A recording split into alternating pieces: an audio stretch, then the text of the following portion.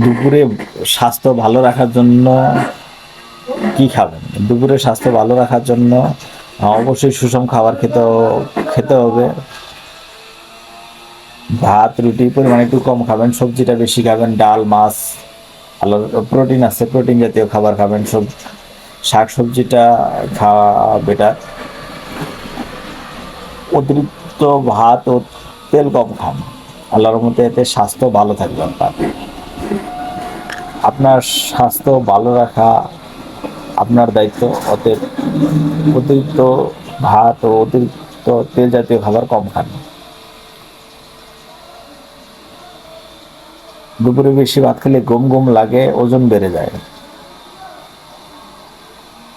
যাদের ওজন বেশি তারা অবশ্যই এই বিষয়টা খেয়াল রাখবেন।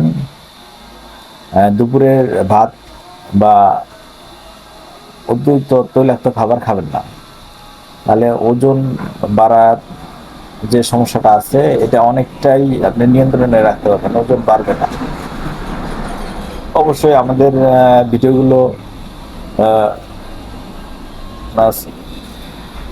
লাইক ফলো দিয়ে সাথে থাকবেন। আর ইউটিউব চ্যানেল থেকে যারা দেখছেন তারা অবশ্যই সাবস্ক্রাইব করে পাশে থাকবেন।